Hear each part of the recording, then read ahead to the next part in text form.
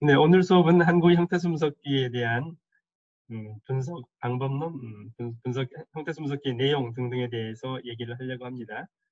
네, 형태분석 과정이 사랑스러웠습니다는 이런 어절에 대해서 조사 분리하고 명사형 어미, 선어말 어미, 과거, 그다음에 불규칙 원형 복원을 하고 전미사를 분리해서 이렇게 형태에서 분석하게 되는데요. 그러면 이제 음, 이 한국어에 어쩌지 여러 가지 유형들이 있을 거 아니에요.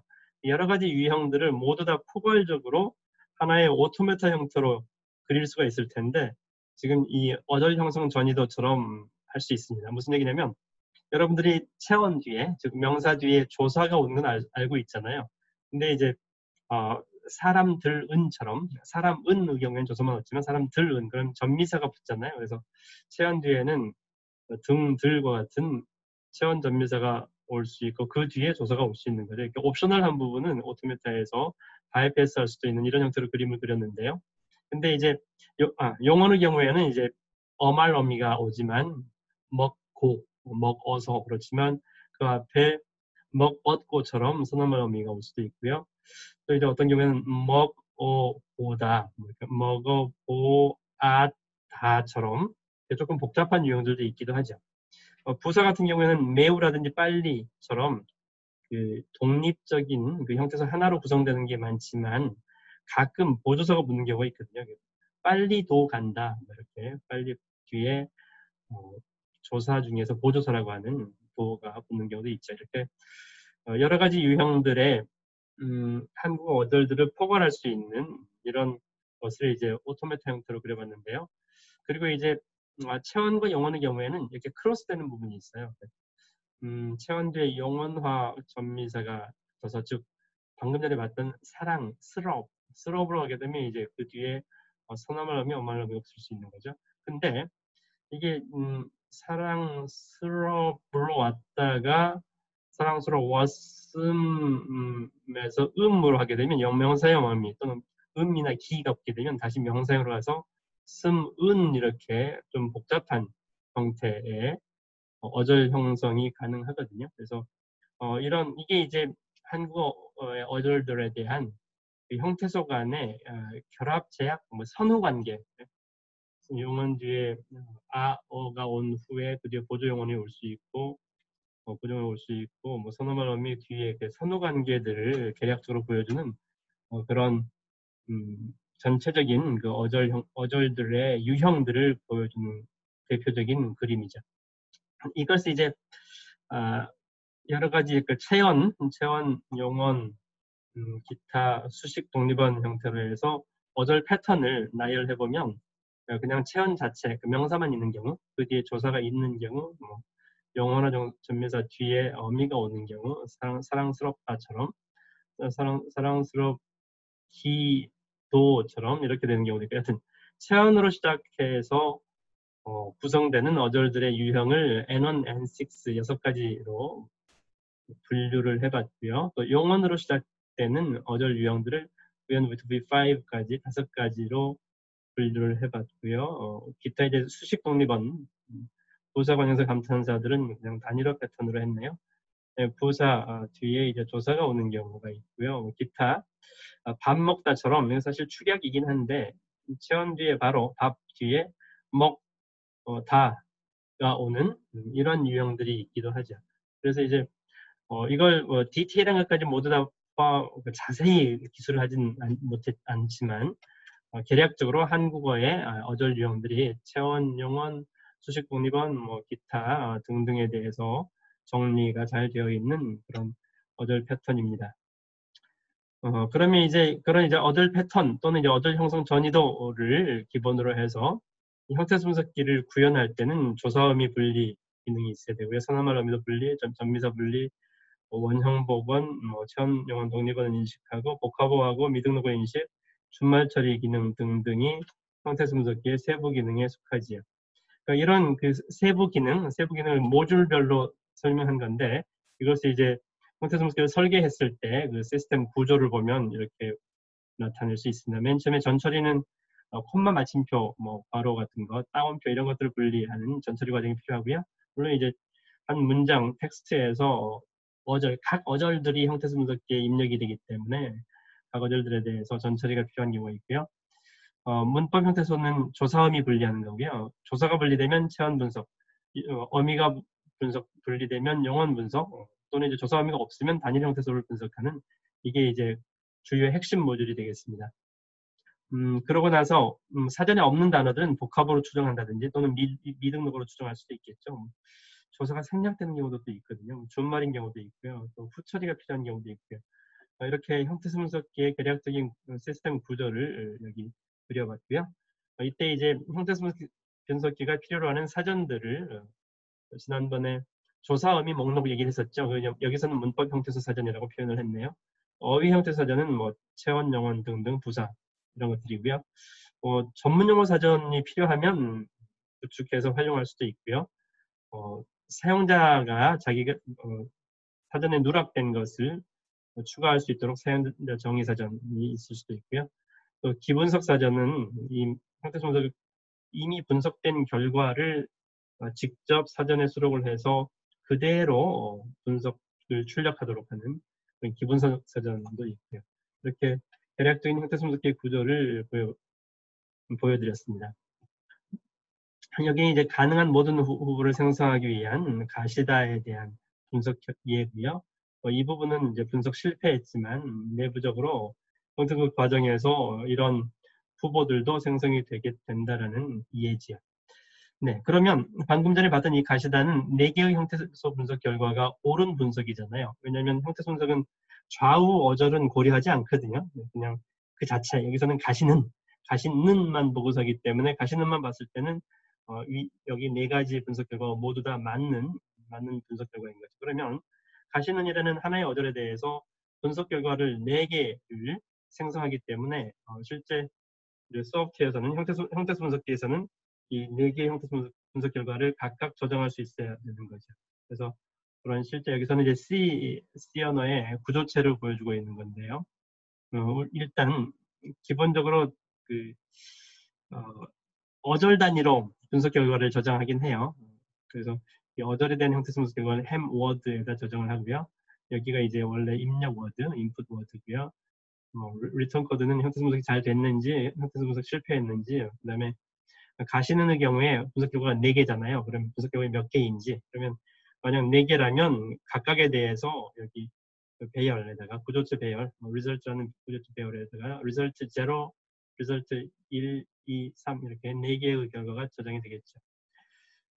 여기 밑에는 이제 이 어절 단어에 대한 것을 문장, 인풋 센텐스로 확장해서 인풋 센텐스는 별 의미는 없거든요. 그냥 10개의 단어, 10개 어절에 대해서 분석한다면 1번 어절, 2번 어절 각각만 분석할 뿐이지 앞뒤 어절의 문맥은 일단은 고려하지 않는 것이 기본적이기 때문에 어쨌든 간에 이 어절에 대한 워드를 여기 워드 0, 워드 1, 워드 2 이렇게 어절에 대한 분석 결과고요. 분석 결과 각각은 여기 햄 리설트에 있고요. 이렇게 구성되어 있습니다. 그러면 이 햄 리설트 한 개 분석 결과는 여기 이 구조체에 저장을 하고 있는데 여기 포원이라고 된 것은 체원, 영원 등등 그 어휘 형태소를 이 포원이라는 문자 배열에 저장을 하고요. 조사가 분리되었다면 여기 조사 문자 배열, 어미가 분리되었다면 어미 분리에다가 저장을 하고요. 또 보조영원, 보다처럼 보조영원이 분리되면 이렇게 따로 저장하고 있고요. 조사 어미를 따로 분리한 이유는 이게 어절 유형 좀 복잡한 어절 유형을 보시면 조사 어미 둘 다 분리되는 경우들이 있어서 이제 각각 저장을 하는 것이죠. 그리고 이제 이 조사 어미들이 유형 은이라든지 어미의 경우에도 막, 이런 것처럼 변형들이 있기 때문에 그런 정보들을 표현하기 위해서 여기 정수값으로 된 이런 부분들이 필요하죠. 여기 V 타입은 불규칙 용언, 비읍 불규칙인지 디귿 불규칙인지 이런 불규칙의 유형을 구별하기 위한 변수고요. 폼이라고 하는 것은 프리파이널, 선언말 어미가 시, 어서, get 4가지가 있었다고 했는데 어떤 것들이 분리가 되었는지를 표시하는 정보고요. 또 이제 전미사가 분리되었으면 전미사 스럽이라든지 뭐 하다 되다라든지 뭐 이런 어떤 전미사가 분리되었는지, 또 사전에 서치를 했을 때 동사 명사 이런 품사 정보가 있을 텐데 그 사전에 기록된 그 사전 정보, 품사 정보, 각 형태수들에 대한 사전에 기록되어 있는 정보를 저장하는 곳이 되겠고요. 이 포스는 part of speech라고 해서 품사를 part of speech라고 하죠. 품사 정보고요. 패턴은 그 어절 패턴이 뭐 체원 조사인지 용언 어미인지 이런 패턴 정보를 저장하는, 이렇게 이제 형태순서 결과가 실제 구조체에 저장될 때는 각 필드별로 저장이 된다는 거죠.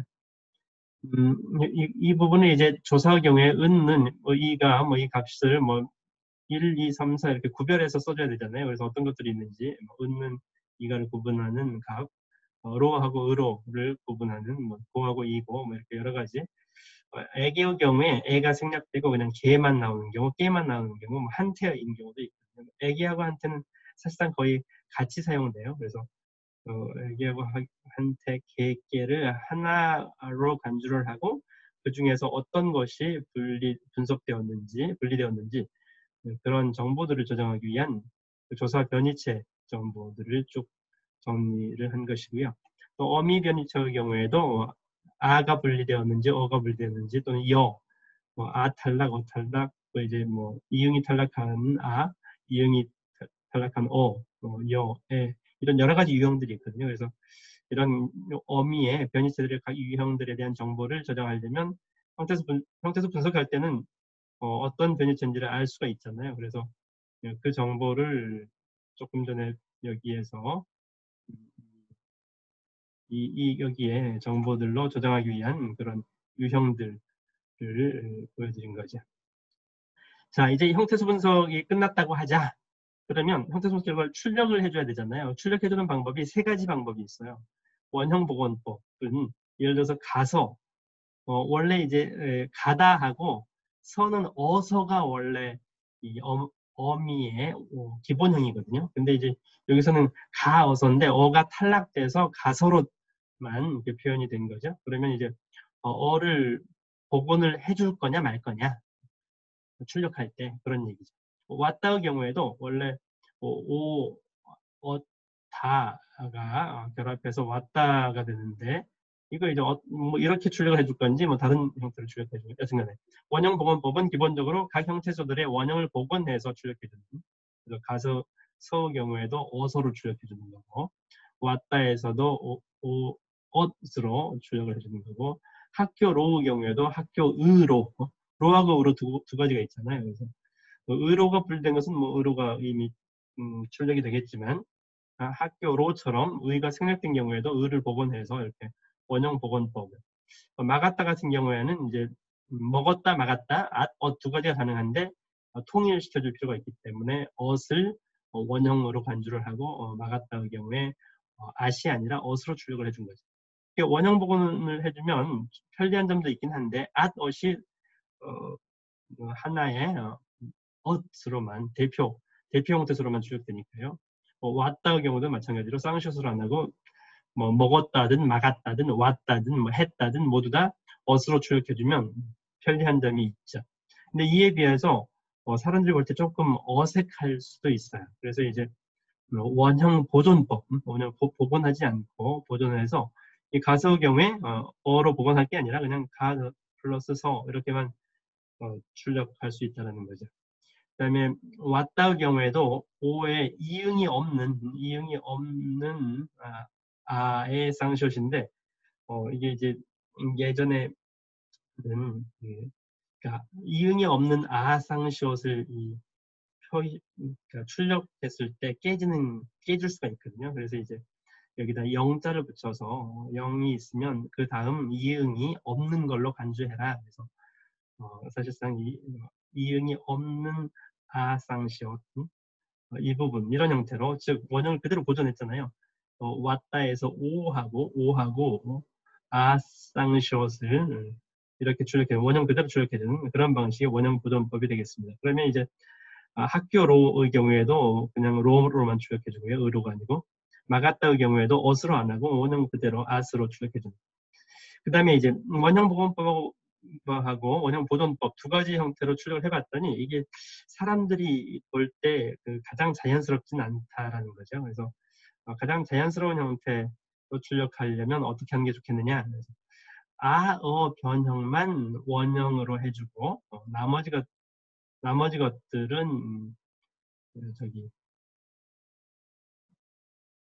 그러니까 만 원형 복원을 하고 나머지는 원형 보존하는 원형 복원하고 원형 보존을 섞어서 하는데 만 복원하고 나머지는 복원하지 않는 그게 이제 가장 자연스러운 출력이라는 거죠. 그래서 형태수 분석기는 이렇게 구체적으로 보면 출력할 때도 세 가지 원형 복원일지 원형 보존할지 자연스러운 출력으로 할지 이렇게 출력할 수 있다는 거죠.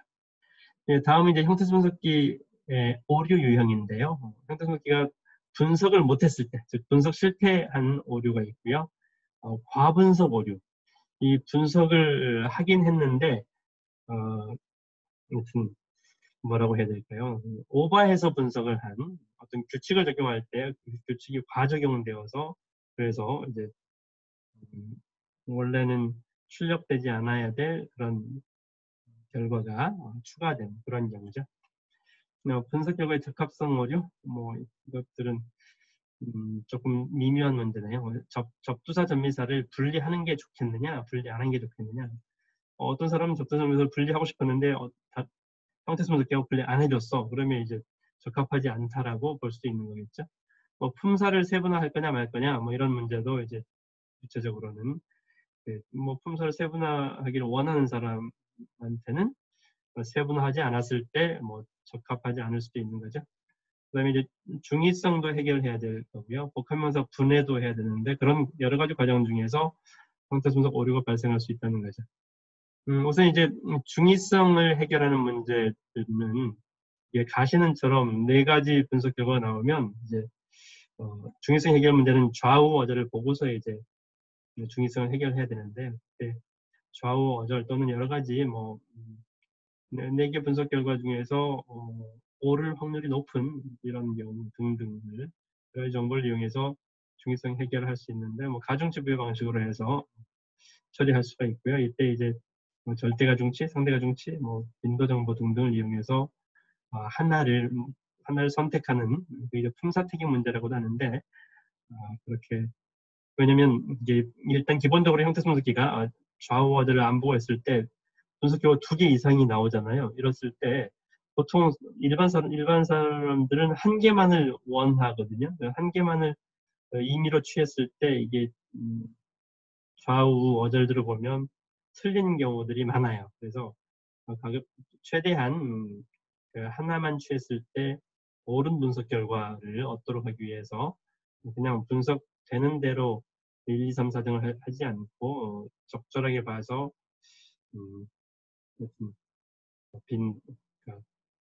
뭐라고 해야 될까요? 하여튼간에 가중치 정보를 이용해서 적절하게 오를 확률이 높은 것으로 한 개만 출력할 경우에는 그렇게 중의성 해결을 일부 하고 있는 거죠. 네. 형태수 분석기의 문제점으로는 고유명사라든지 신조어가 많았을 때 그래서 이제 미키앱 같은 경우에는 사전 크기가 매우 컸잖아요. 346메가. 다른 형태수 분석기 같은 경우에는 한 3.34메가 이렇게 한 10배 아니라 100배 차이가 나기도 하는데 미키앱의 경우에는 일본 형태수 분석 엔진을 갖다 쓰다 보니까 일본어는 항상 모든 명사들 사람 이름이든 회사명, 상품명이든 모든 형태소들을 사전에 다 수록해야만 분석하게끔 되어 있어서 그걸 한국에 맞춰서 사전을 만들 때도 신문 기사, 일반 위키 텍스트, 웹 문서들 이런 데서 주로 이제 미등록 명사가 많잖아요. 고유 명사 등등, 복합 명사하고 이런 것들을 매우 많이 사전으로 수록을 하다 보니까 340 몇 메가씩 되는 그런 것이죠. 근데 여기에 비해서 이제 오늘 실습을 하게 되는 KLT 2000 형태 분석기는 사전 크기가 1메가도 안 되거든요. 3400K 정도밖에 안 되는 이렇게 형태 분석기마다 사전들이 차이가 많은데 어쨌든 이렇게 고유명사는 신조어, 즉 사람 이름 등등을 사전에 수록할 것이냐, 아니면 조사, 어미, 그 문법 형태소가 분리된 것으로부터 추정을 잘 할 것이냐. 추정을 잘하면 뭐 대부분 옳게 추정이 되니까요. 또 형태로 2개 이상의 형태소 분석 결과에서 뭐 한 개를 어떻게 선택할 거냐, 태경을 어떻게 할 거냐의 문제, 접두사 전미사를 분리할 거냐 말 거냐, 뭐 전체적 부채와 다양성에서 적화성을 분리하는 게 좋으냐, 안 하는 게 좋으냐. 이 문제는 이제 뭐 대동강, 흥부가, 철수가 이런 것들도 마찬가지 문제가 되는데요. 이렇게 좀 애매한 경우들이 많이 있습니다. 그래서 어떤 사람들은 뭐 이렇게 하는 걸 원하고 전미사를 분리하는 걸 원하고, 다른 사람들도 전미사 분리 안 하는 걸 원하기도 하고, 이렇게 모든 사람들의 그 요구사항을 맞춰주기는 쉽지 않은 그런 문제가 발생하죠. 그래서 형태분석기의 문제점은 성능 개선하는 데는 한계성도 있고요. 자연 언어는 100% 완벽하게 분석할 수가 없거든요. 자연 언어가 워낙 다양하기 때문에 미등록 언어 띄어쓰기가 안 돼 있는 경우, 뭐 중의성 문제든 복합명사 분해 이런 문제들이 있는 거죠. 미등록어하고 띄어쓰기 문제 중에서 대표적인 것들이 이제 뭐 예를 들어서 예전에 우리 스포츠 선수 중에 장미란 선수라는 선수가 있었잖아요. 장미란. 그 장미란 은 이렇게 들어오면은 이 뒤에 은이 조사로 분리되기 때문에 장미란을 잘 추정해서 이렇게 분석 결과, 옳은 분석 결과 생성할 수 있어요. 하지만 이 장미란 뒤에 그 조사가 없이 그 자체 이름만 나오게 되면, 그러면 장미라는 것은 이렇게 장미란 무엇이다, 이런 형태로 란을 조사로 분리해서 장미 플러스 란 하는 경우가 많다라는 거죠. 또 띄어쓰기를 많은 사람들이 뭐뭐 해야 할 것이다를 붙여 써버리잖아요. 실제로는 해야 띄고 할 띄고 것이다 이렇게 띄어쓰기를 잘 해주면 형태소 분석기가 분석을 잘 할 텐데, 붙여 써버리는 경우에 분석을 잘 못하게 되는 그런 특징이 있죠. 그래서 그러면 이제 그런 경우에 자주 띄어쓰기 오류가 있는 이런 것들은 자동으로 교정한 다음에 뭐 형태소 분석을 하는 그런 형태소 분석기들도 있고요. 근데 이제 이랬을 경우에 입력 결과하고 출력 결과물의 바이트 옵셋이 달라지는 그런 문제가 발생하기도 합니다. 다음에 이제 미등록어, 인명, 지명, 제품명, 회사명처럼 복합명사처럼 미등록어가 한국어에서는 많이 발생하는데, 그래서 이제 KLT 2000 형태소 분석기에서는 미등록어를 확인하는 방법 중에 하나가 여기서는 index.exe를 실행을 해봤네요. 옵션을 -2 옵션을 주면 직접 실행을 해볼 수가 있는데, 여기서 박태환 블로그를 타이핑한 거예요. 키보드 타이핑하면은 이렇게 분석을 해준 거거든요. 이 K라고 되어 있는 것은 미등록어 표시거든요. unknown의 K자. 왕기춘 싸이월드도 마찬가지로 K자로 표시된 것은 미등록어고, 싸이처럼, 여기는 이제 싸이가 아니라 사이죠. 좋은 사이, 뭐 우리 사이 이렇게. N은 사전에 있는 것은 N을 표시가 되거든요. 여기서는 월드도 사전에 없네요. K로 나온 거 보니까.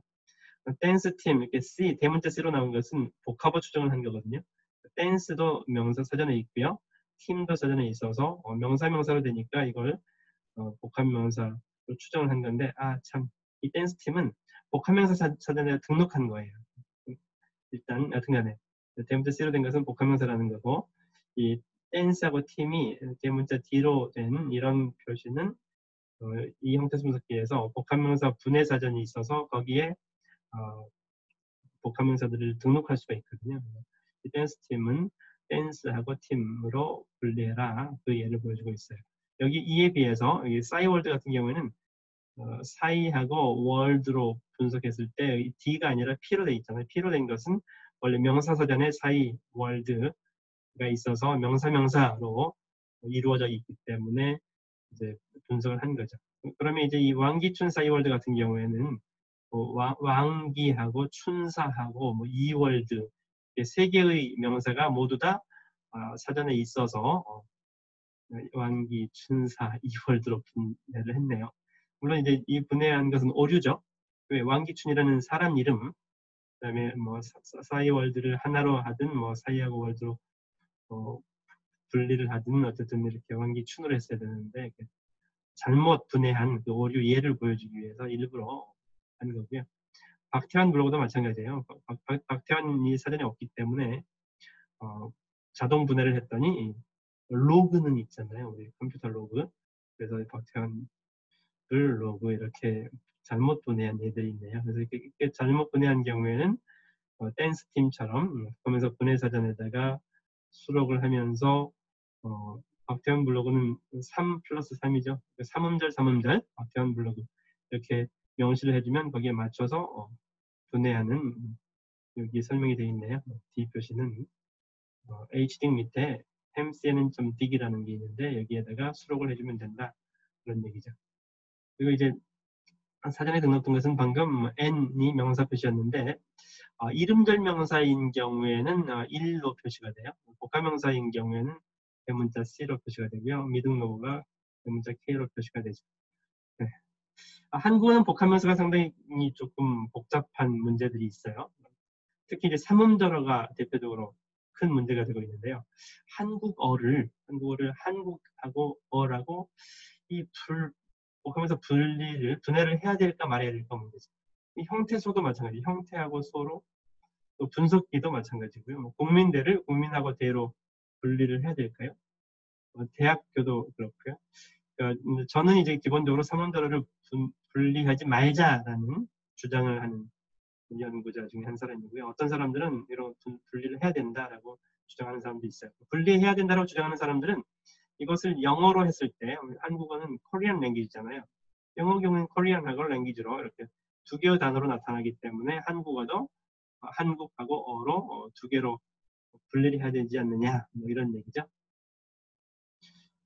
국민대도 국민하고 유니버시티 뭐 하여튼 이렇게 그래서 삼음절어 문제는 이게 대학교 경우에도 이게 대하고 학교로 분리를 하는 게 맞을지 대학하고 교로 분리해야 맞을지 이렇게 매우 모호한 그런 문제들이 발생을 해요. 또 이제 삼음절어뿐만 아니라 여기 4음절 이상인 경우도 많이 있긴 한데요. 사이시옷이 들어가서 등교에 사이시옷을 요즘 넣잖아요. 장밋빛도 마찬가지고요. 진돗개도 시옷 받침 이렇게 넣게 되는데 그러면 삼음절을 만약 분해를 한다면 분해할 때 이 사이시옷은 어떻게 할 거냐 이런 문제가 또 발생하는 거죠. 그래서 형태성숙기를 뭐 디테일하게 들어가면 이렇게 미묘하게 좀 논란의 여지가 많은 그런 문제들이 많이 있습니다. 그러면 삼음절어 말고 이음절어는 문제가 없느냐? 그렇지 않아요. 앞뒤라든지 뭐 강산이 하나의 형태소인가요? 그렇게 주장할 수도 있고요. 강과 산이 각각이라고 주장할 수도 있거든요. 그래서 그러면 강산을 강하고 산 두 개 형태소로 분리를 해야 되느냐 말아야 되느냐. 그럼 남녀는 남자와 여자 남녀도 분리해야 되는가? 남북도 그렇고요. 북미 뭐 이런 이렇게 이음절어 중에서도 뭐 북핵도 그 중에 하나예요. 북핵 그러면 이음절어 삼음절어를 복합으로 간주할지 단일 형태소로 간주할지 이런 것은 정답이 없는 문제예요. 그러니까 저 같은 경우에는 이음절 삼음절어는 아예 그냥 분해하지 말자. 뭐 특별한 경우에 분해하고 싶으면 조금 전에 여기 복합명사 분해사전을 제공하고 있으니까 거기에 수록을 해서 예외적인 것들만 분해하게끔 하자라는 그런 주장을 하는 사람이고요. 네, 하여튼 이렇게 복합명사 분해 오류가 많기 때문에 기본적으로 복합명사 분해 자동 분해할 때는 복합명사 자동 분해할 때는 특히 이름절어는 분해하지 말자. 소나무 숲을 뭐 소나무하고 숲으로 이렇게 분해할 수 있을 텐데 아카시아 꽃도 마찬가지로 아카시아 꽃으로 분해할 수 있을 텐데 그러니까 한 음절짜리를 복합명사 자동 분해를 하게 되면 5분석이 너무 많아져요. 그래서 한 음절짜리 분해함으로 인해서 발생하는 오류, 분석 오류들이 과다하게 발생하는 것보다는 차라리 한 음절짜리 분해 안 하면 더 나을 수 있다는 거죠. 그러니까 트레이드 오프가 있기 때문에 무엇을 취할 것이냐의 문제죠. 뭐 복합명사 분해 오류 중에 또 대표적인 것 중에 하나는 대학생 선교인데요. 이게 대학생이 원래 국어사전에 없을 수도 있거든요. 뭐 선교회도 없을 수도 있고요. 근데 이제 대학하고 생선하고 교회는 있는 거죠. 그러면 대학 생선 교회는 빈도도 높고 명사사전에 당연히 있으니까 대학, 생선, 교회 이렇게 세 개로 분해를 하기가 쉬운 거죠. 근데 그러면 틀리잖아요. 실제로는 대학생하고 선교회로 분해를 해야 맞는 거니까. 그래서 이런 경우에는 어쩔 수 없이 복합명사 분해사전에 분해 방법을 3+3 세음절 세음절로 분해해라 이렇게 등록을 해줘서 해결해야 된다는 거죠. 또 이제 미등록어들도 그 미캡 같은 경우에는 모든 복합어 미등록어들을 등록한다고 그랬는데 일반적인 다른 형태 수문서는 그렇지 않는 경우가 많거든요. 그래서 뭐 그냥 명사 추정을 잘 하는 경우에는 90% 이상 거의 90에서 95% 정도는 추정이 잘 되니까 그것들은 사전에 등록할 필요가 없고 분석 오류가 나타나요. 아까 장미란처럼 오류가 있는 것들은 사용자 정의사전에 수록을 해주면 분석이 잘 된다 뭐 그런 얘기죠. 네, 여기는 이제 복합명사 등록하는 방금 전에 뭐 장미란이 아니죠. 뭐 대학생 선교회라든지 이렇게 여기 소나무숲 아카시아꽃 이런 경우에 소나무숲은 3+1로 아카시아 꽃은 4+1로 이렇게 분해를 해야 되겠어. 그랬을 경우에 이 햄스에는 좀 띄게 등록해주면 된다는 거죠. 암 연구소는 암하고 연구소 1+3 음절수로 책박람회 꽃박람 마찬가지죠. 이런 검명서 분해사전에 등록하는 방법. 이게 텍스트 파일로 되어 있기 때문에 물론 KS 완성형 파일이죠. 이렇게 텍스트 파일을 추가해서 복합명사 분해 방법을 등록할 수 있다라는 거고요. 근데 이제 띄어쓰기가 잘 안 되는 경우에는 자동 띄어쓰기 오류를 고려해서 분석을 해야 되는데 물론 이런 경우에 전처리가 필요하겠죠. 예전에 요즘은 그렇지 않는데 옛날 법률들, 판결문들 이런 것들은 띄어쓰기를 전혀 하지 않고 뭐 1000자, 2000자까지 길게 이런 텍스트들이 많이 있었어요. 옛날 한 20년, 30년 전에 법원의 판결문들 판결문이라고 하기보다는 법률 제목들을 전혀 띄어쓰지 않고 그런 경우들이 많이 있어서 이런 경우에는 이제 전처리해서 자동으로 띄어쓰기를 한 다음에 형태수 분석을 하는 그런 필요성에 대한 얘기이죠.